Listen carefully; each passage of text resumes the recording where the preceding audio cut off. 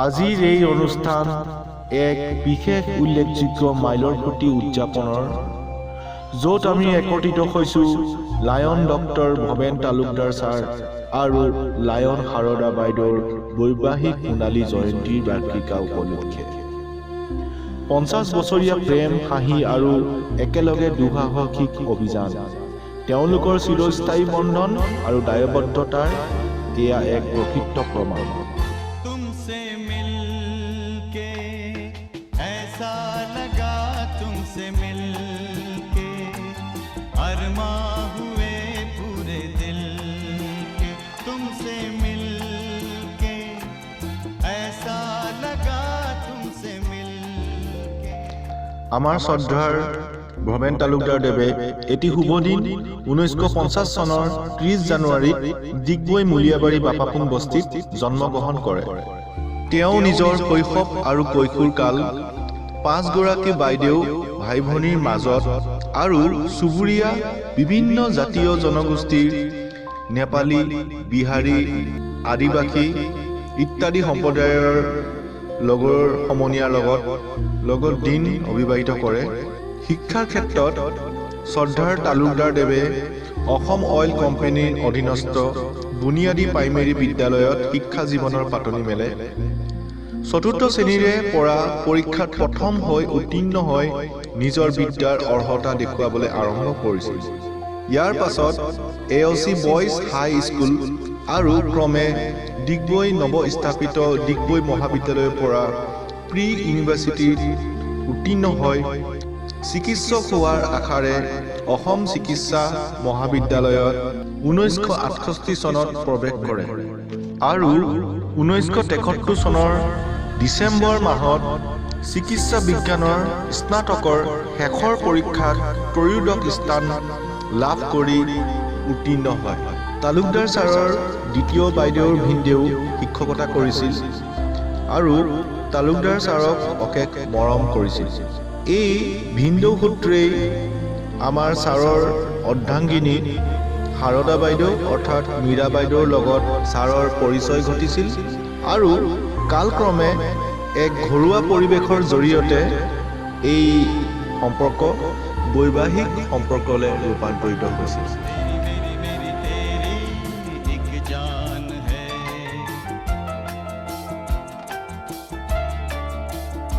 साथ तेरे रहेंगे सदा, तुमसे न होंगे जुदा, तुमसे मिल।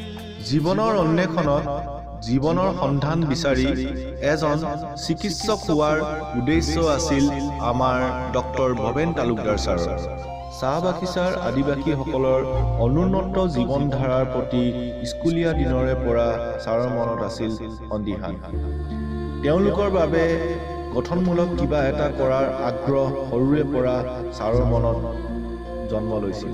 ডাক্তৰ হোৱাৰ কেইদিনমান পাছতে বিহুবৰ বাগিচাত কাৰ্যনিৰ্বাহ কৰিবলৈ পাই ছাৰৰ মনত এনেকুৱা এটা ভাৱ হৈছিল যেন এই সপোনবোৰ পূৰ্ণ হোৱাৰ দিশে আগবাঢ়ি যাব।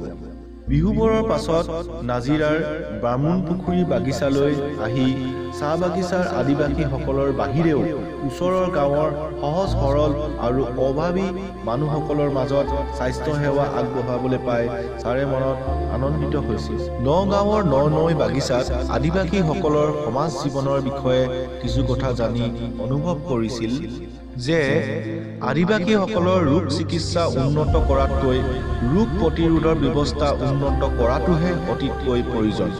সেই ধাৰণা সন্মুখত লৈয়ে ছাৰৰ কৰ্মপন্থা স্থিৰ কৰিছিল। বৰহাট চাহ বাগিচালৈ আহি অনুভৱ কৰিছিলে চাহ বাগিচাৰ আদিবাসীসকলৰ সমাজ ব্যৱস্থা পৰিৱৰ্তন আনিবলৈ হ'লে নৱপ্ৰজন্মৰ মানসিকতা উন্নত কৰিব লাগিব। এই ক্ষেত্ৰত উমলা ঘৰ আৰু বাগিচাৰ প্ৰাথমিক স্কুল কেইখনত গঠনমূলক শিক্ষা ব্যৱস্থাৰ প্ৰৱৰ্তন কৰিব লাগিব। ৰোগ প্ৰতিৰোধমূলক চিকিৎসা ব্যৱস্থা আৰু পঢ়াশালীত গঠনমূলক শিক্ষা ব্যৱস্থাৰ দ্বাৰাহে সমাজ ব্যৱস্থা উন্নত কৰাৰ সম্ভৱ হয়। এই সংকল্প হৃদয়গত কৰিয়েই তেজপুৰ, ঘগ্ৰা, ৰুমাই, দিৰক, মাৰ্ঘেৰিটা আৰু বৰ্তমানেও খুলুংহাবি চাহ বাগিচাৰ সমাজ উন্নয়নত আত্মনিয়োগ কৰি আছে আমাৰ doctor Bhaben Talukdar sir.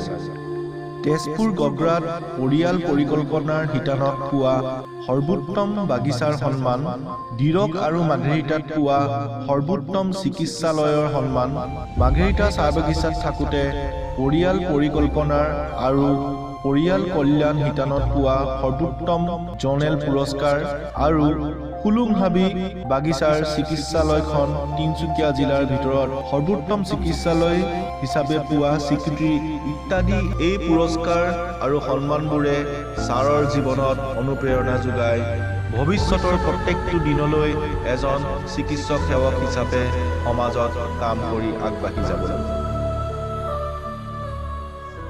Lions club এটা আন্তঃৰাষ্ট্ৰীয় সংঘ বা প্ৰতিষ্ঠান যাৰ মুখ্য উদ্দেশ্য মানৱ সেৱা।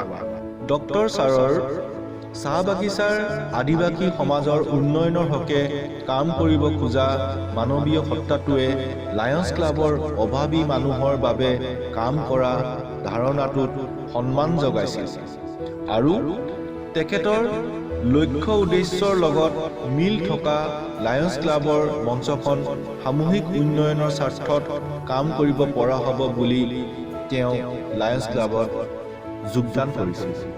লায়ন্স ক্লাবৰ সৈতে চাহ বাগিচাৰ বিভিন্ন অনুষ্ঠানৰ বাহিৰেও বিশেষকৈ স্কুলবিলাকৰ স্বাস্থ্য সেৱা আদি অন্যান্য কাৰ্যসূচীত ডক্টৰ ভৱেন তালুকদাৰ ছাৰে যোগদান কৰাৰ জৰিয়তে নিজকে সদায় সদানন্দ কৰি ৰাখিবলৈ চেষ্টাও কৰে। ইয়াৰ উপৰিও দুৰাৰোগ্য কৰ্কট ৰোগত ভুগি শৰীৰ মনত দুৰ্বহ বেদনালৈ মৃত্যুৰ ক্ষণ গণি থকা মুৰ্মুখ ৰোগীসকলক এষাৰ শান্তিৰ বাণী শুনাবলৈ আমাৰ ডক্টৰ ভৱেন তালুকদাৰ ছাৰে অশেষ চেষ্টা কৰি আছে আৰু চাহ বাগিচাৰ লোকসকলৰ মাজত উদ্ভৱ হোৱা বহুমূত্ৰ ৰোগ আৰু উচ্চ ৰক্তচাপৰ অনুসন্ধান কৰাৰ বিভিন্ন কাৰ্যসূচী আৰু স্বাস্থ্য আঁচনি আমাৰ ডক্টৰ ভৱেন তালুকদাৰ ছাৰে অতীজৰে পৰা চলাই আহিছে আৰু ভৱিষ্যতলৈও চলাই যাব।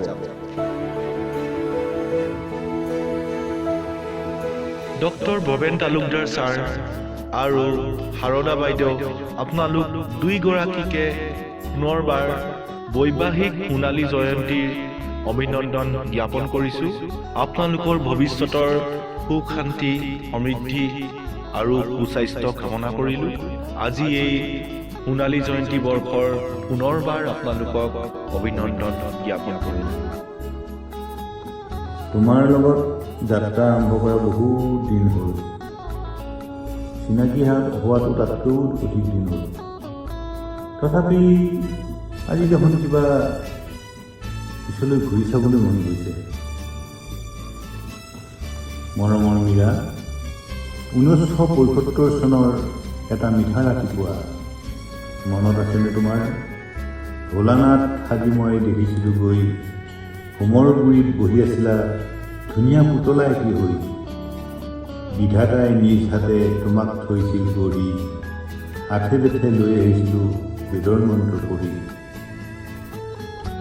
হৃদয়ত জমা থকা ৰুদ্ধ প্ৰেম প্ৰীতি পাৰ ভাঙি একে হ'ল লৰিছিল গতি।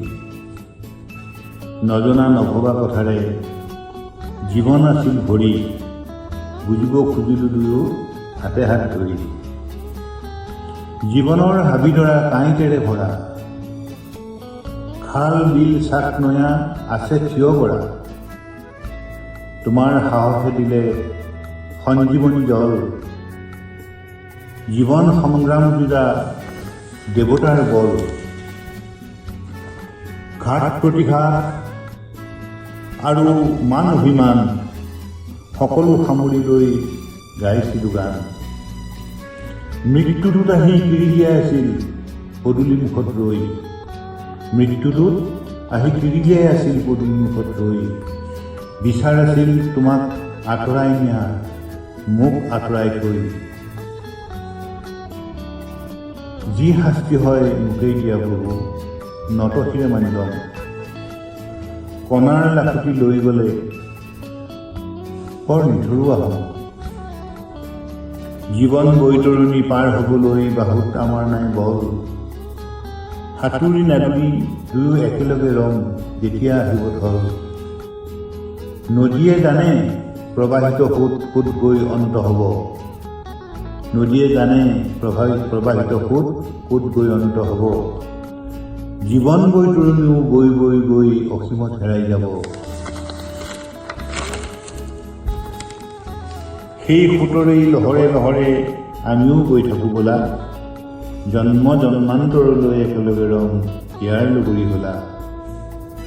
50 বছৰ অতিক্ৰম কৰা যুগ্ম জীৱনৰ আজিৰ এই বিশেষ দিনটোত মোৰ প্ৰতি থকা তোমাৰ ঐকান্তিক দায়বদ্ধতাৰ বাবে মই চিৰদিন তোমাৰ ওচৰত চিৰঋণী হৈ ৰম মীৰা। ঈশ্বৰ আমাৰ সহায় হওক। এৰা বুজাই নাছিলোঁ তেতিয়া যুগ্ম জীৱনৰ যাত্ৰাপথ কলৈনো যায়।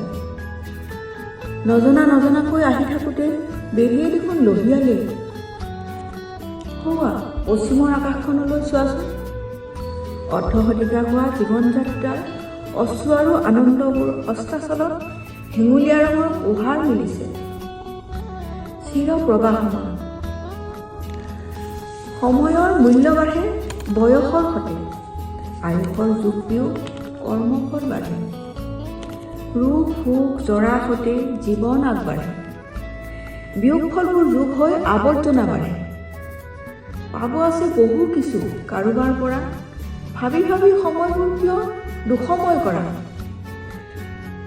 দুৱাৰদলি গছকি ঘূৰি গুচি যায়।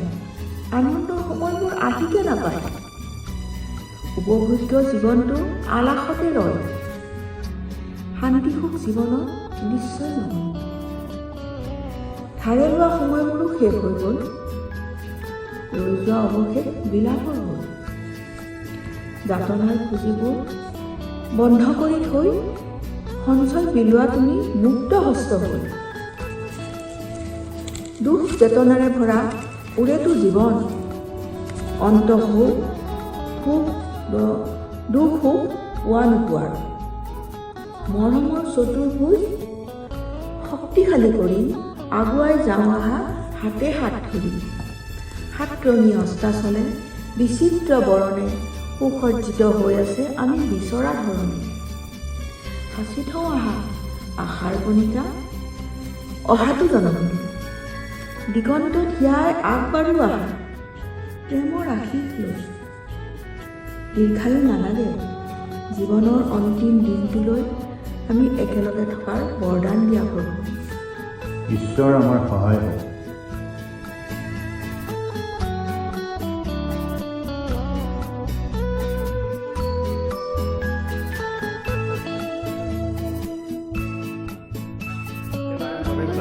And Saradamu, many congratulations on completing 50 years of marriage. I wish you both all the happiness of this very important day. On behalf of Lions Club of Digboy, I would also like to extend my gratitude to you, Bhavenda, for your dedication to Lionism, to serving our community by providing excellent healthcare to people in need. Thank you, Saradamu, for your service and participation as a lion. Wishing you both good health and prosperity in years ahead.